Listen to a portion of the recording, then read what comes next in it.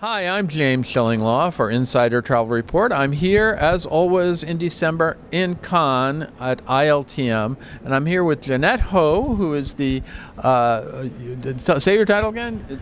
I'm the head of brand and commercial for Banyan Tree, but I prefer to call myself the steward of the brand. We'll call you the steward. I like that. That's a good title, the steward of the brand. And if many of you probably know Banyan Tree, or you think you do, we're going to talk a little bit about that and a whole lot more on Insider Travel Report.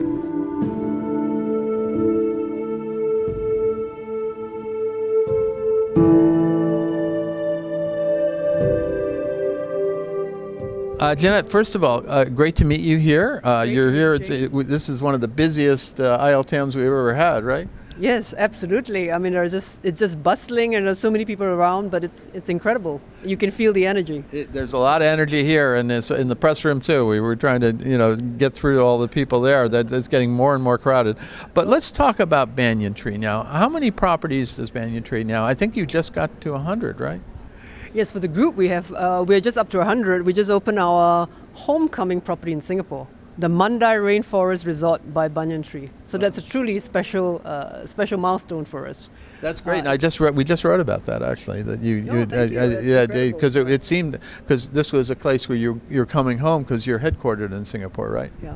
And it's quite incredible. I mean, it's a part of Singapore, I think, that's not really been opened up to the world before. Yeah. It's next to 7 wildlife parks.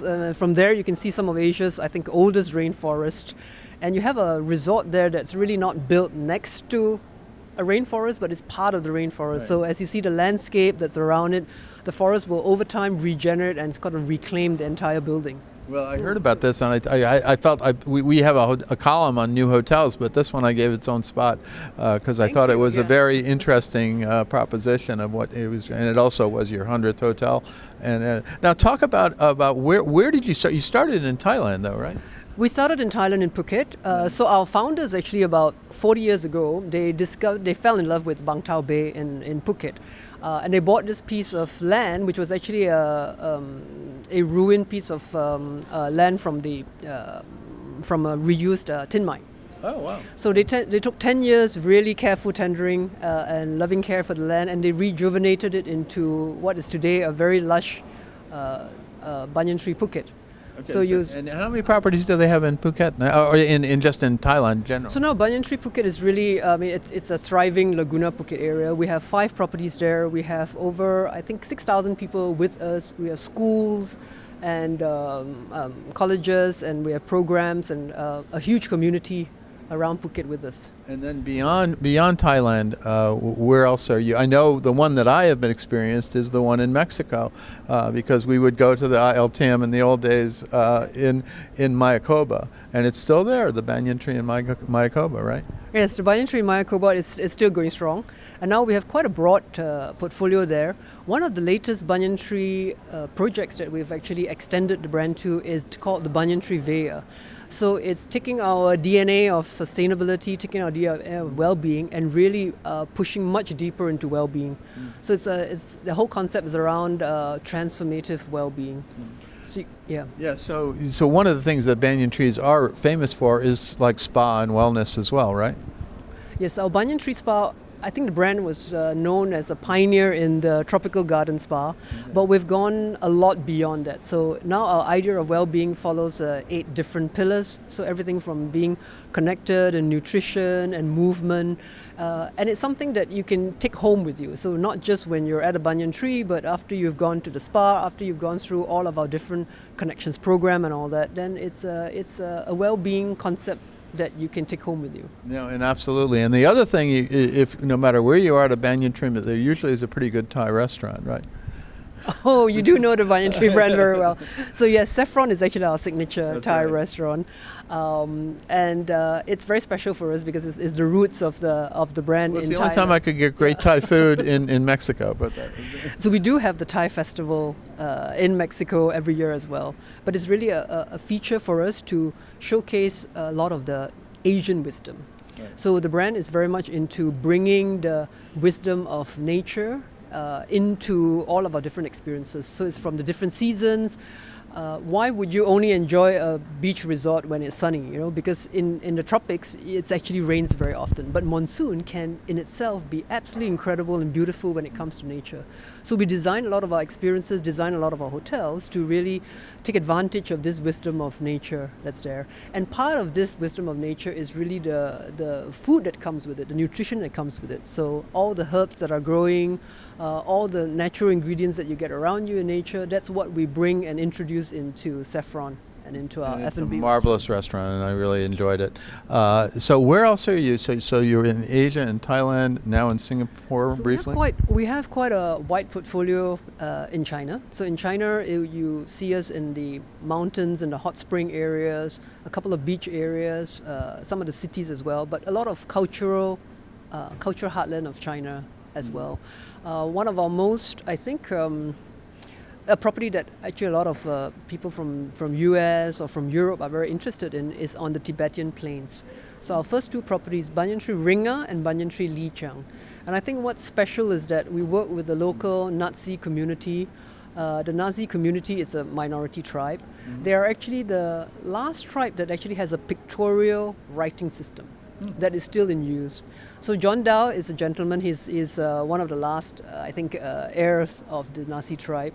And he's part of the Banyan Tree family. So for him, it's just really special that every day he can showcase his culture, he can teach people and keep his pictorial writing system alive, and he can do ceremonies. And so for him, it's lovely that guests of the Banyan Tree there can enjoy all this that he has to offer. Right? Absolutely, I think that's really special. Yeah. I mean, in Ringar, the community there, they helped us to actually build the Tibetan. So these are all restored Tibetan farmhouses.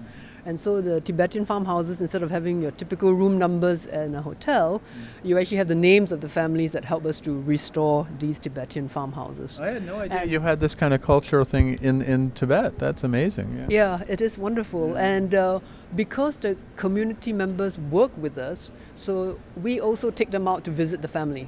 So the families, many of them are yak farmers. So you get to engage with their culture, and of course they'll invite you for a meal, and you learn how to make, for example, butter tea milk from yak milk. So it's really important for us that the world of travel should be something that does good. Travel is for good. Everybody says stay local, be local, and you're very local in this respect. You were actually using the culture in there, and I assume that you do that in Thailand, you do that in Singapore, wherever you are, even in Mexico. Yes, and we're also going into Ubuyu now in Tanzania, in Africa. We'll be our first safari. So we launched a Banyan Tree Escape product 2 years ago in Bali.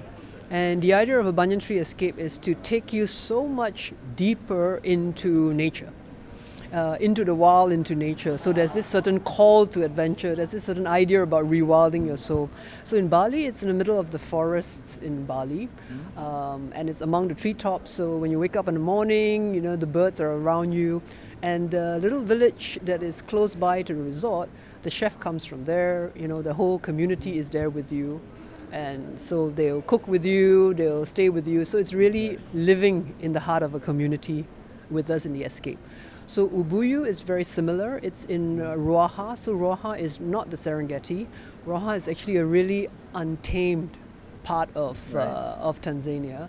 So you can imagine you're there, you have up close encounters with wildlife. You're along a UNESCO World Heritage river and wildlife area.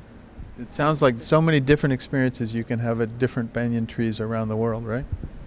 Yes, but I think the common thing is about our engagement with the local community. That's truly important for us because it is the community that is actually working and forming the Banyan Tree family.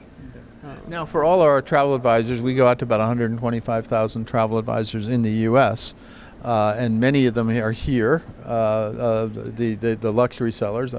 What would you tell them? How can they find out more about Banyan Tree? Yes, they can absolutely reach out to me at Banyan Tree. And I think, of course, at Banyan Tree, you can check it out at banyantree.com as well. That's easy. On the website. Yes, on the website. But I think there's nothing like, for example, really spending time with one of our founder members as well. So our founder members are still part of the group, And for them, it was really about this embracing environment, but really empowering people. So Claire Cheng, our co-founder, she's still very much part of the group. She's the one that is actually working with 306 different communities around Asia, around China, around Mexico to actually develop Banyan Gallery. So Banyan Gallery is actually our retail arm. But what Banyan Gallery does is to provide a livelihood for all these 306 communities, and it also maintains 17 different heritage crafts that are there. So whether it's 1,000-year-old bamboo weaving, whether it's the beautiful ceramic pots, so I think it's a virtuous cycle. So you work with the communities, you provide them with a livelihood, and at the same time you actually do travel for good because you're bringing all the guests through to us as well. And in a way they engage and they learn a lot more. Engage with the locals and engage with the cultures that are there, right? Yes. So I think, travel should be transformative and special. Yeah. Well, Jeanette, thank you. It's been wonderful to meet you here in Cannes. It's a little bit of a dreary day here, so I actually would like to be going to the sunshine, in whether that's in Mayakoba or whether that's in any of your wonderful resorts. Singapore sounds very good right now, and I want to definitely drop by that one because that's the newest one. Again, thank you so much for joining us today. Thank you, James. Yeah, it was wonderful to be with you. I'm James Shillinglaw, and this is Insider Travel Report.